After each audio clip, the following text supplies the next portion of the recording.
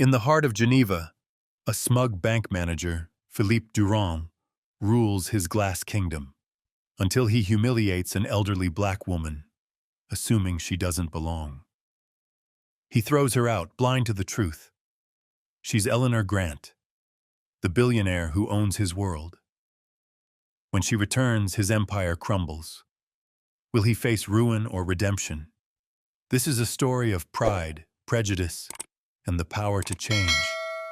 Proof that racism lurks everywhere, even in the sleekest towers. The sleek glass tower of Banque Élysée loomed over Geneva, Switzerland, its mirrored facade reflecting the snow-capped Alps in the distance. Inside, on the 15th floor, Philippe Durand ruled as branch manager with an iron grip and a sharper tongue. At 48, he'd clawed his way up from a clerk's desk in Lyon, his crisp suits and clipped French accent now symbols of his self-made success. To Philippe, the bank was his kingdom, a pristine realm of wealth and order where he decided who belonged. And on a gray November afternoon, he decided the woman shuffling toward his office didn't. She was older, perhaps 65, her dark skin framed by a silver bob, her coat expensive but understated. She carried a leather satchel, her steps slow but deliberate as she approached the teller line. Philippe spotted her from his glass-walled office, his eyes narrowing. She didn't fit, not among the tailored suits and pale faces of Geneva's elite clientele. He'd seen her type before. People who wandered in, confused, expecting service they couldn't afford. He wasn't about to let her disrupt his day. "Excuse me, madame," he said, striding out to intercept her before she reached a teller. His voice was smooth, dripping with condescension. "This is a private bank. I'm afraid you've made a mistake." She paused, turning to face him. Her eyes, deep brown, piercing, locked onto his.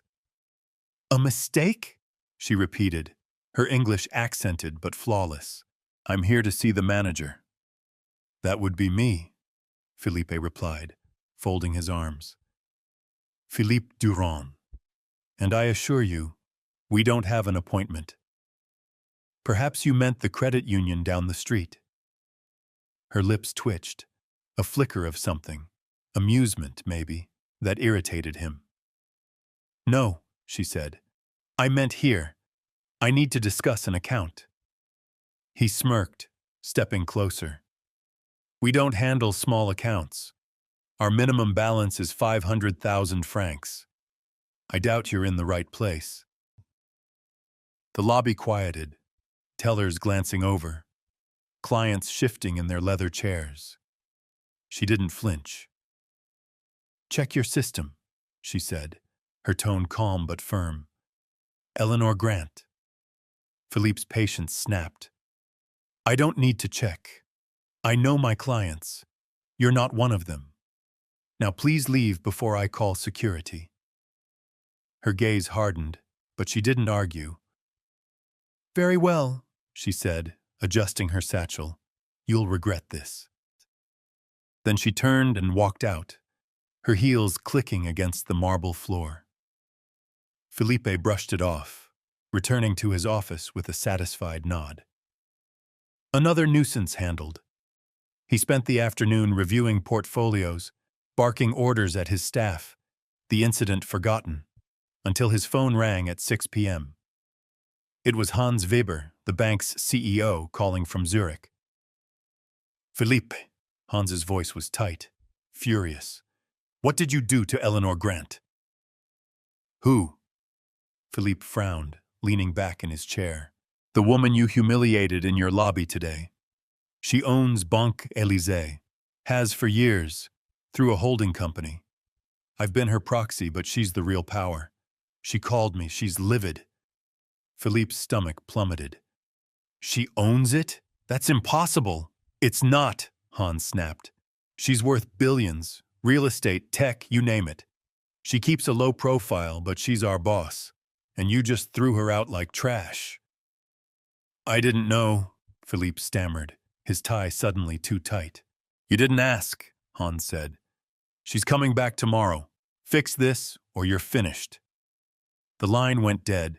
Philippe sat there, the hum of the office fading to a dull roar in his ears. His kingdom was a lie, and he'd just insulted its queen. The next morning, Eleanor Grant returned. She wore a charcoal suit now, her satchel replaced by a slim briefcase, and she walked straight to Philippe's office, bypassing the tellers. The staff parted for her, sensing the shift. Philippe stood, his palms clammy, as she entered and shut the door behind her. "Ms. Grant," he began, his voice cracking. "I deeply apologize." "Sit," she said, her tone cutting through his words. He did, his chair creaking under the weight of his dread. She remained standing, setting her briefcase on his desk. "You didn't just refuse me service. You assumed I was nothing, because of my skin, my age, my quiet.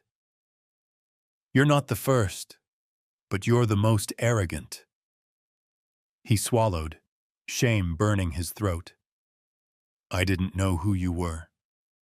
"That's your failure," she said, opening the briefcase and pulling out a folder. "This bank's mine. I built it, discreetly, through proxies like Hans, because I wanted something clean, fair. You've turned it into your playground."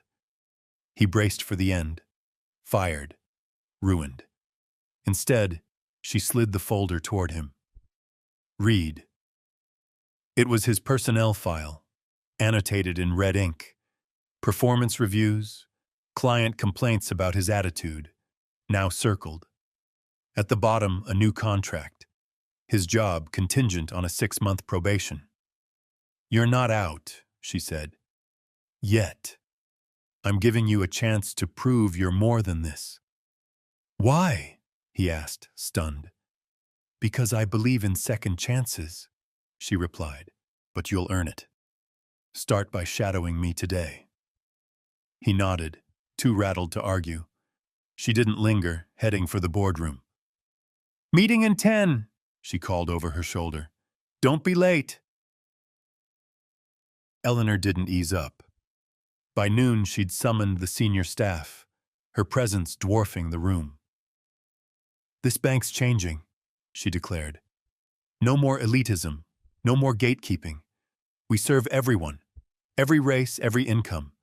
If you can't adapt, leave." Philippe stood beside her, silent, as whispers spread. She turned to him. "You're first up. Review our client policies. Find every loophole you've exploited to turn people away. Fix them, tonight." It was a gauntlet thrown. He spent hours dissecting the rules he'd bent. Vague clauses about client fit he'd used to exclude anyone who didn't match his vision. By dawn, he handed her a draft, his hands shaking. She scanned it, nodded. "Good. Now make it happen." Weeks blurred into a crash course in humility. Eleanor shadowed him, correcting every smug remark, every unconscious slight. She brought in experts, diversity consultants, ethics trainers who tore into his worldview. One asked, "Who've you dismissed without a second thought?" Felipe couldn't answer. The faces haunted him, too many. Nights alone were worse. He replayed that first encounter, his sneer, her dignity. He'd grown up in a Lyon suburb, taught to see outsiders as less. His career had fed that, rewarding his swagger. Now it crumbled. He didn't like the man he saw, but he couldn't look away. 3 months in, the bank shifted. Philippe stopped hovering at the entrance, judging clients. He retrained the staff, firing one who mocked a Senegalese depositor. A single dad from Lagos opened an account. No suit, no millions. And Felipe processed it himself. A Roma woman, hesitant with her small savings, got a warm handshake. Eleanor watched, silent, but her approval was a quiet force. One evening, she called him to her temporary office.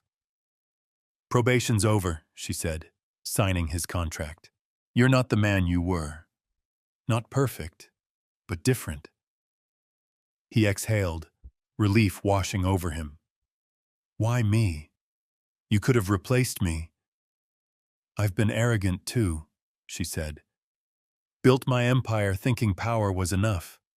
Someone, a mentor, showed me it's about people. I'm passing that on.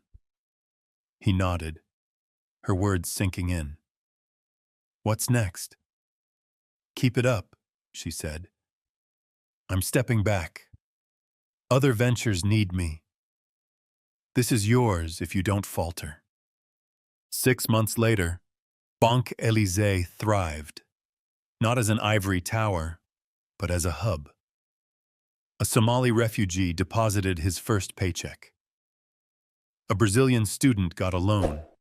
Philippe greeted them, his swagger gone, his smile real. Profits held, diverse clients, same revenue, and the staff reflected Geneva's mosaic. One morning, as he adjusted a sign, "All welcome," Eleanor visited, her briefcase packed. "I'm off to London," she said. "You're on your own." "I won't let you down," he replied, standing taller. "Prove it," she said, a faint smile breaking through. "I'll check in." She left, and Philippe turned to the lobby, now alive with voices, French, English, Arabic, joy. He wasn't whole, not fully absolved. Old biases lingered, whispering in weak moments. Could he sustain this? Could he carry it beyond Geneva, into a world still thick with scorn? A kid darted past, clutching a deposit slip, and Philippe handed him a pen, nodding to his mom. The shift was small, steady, real. The bank was his to lead, and maybe he was worthy of it. The kid grinned, scribbling. The story wasn't done.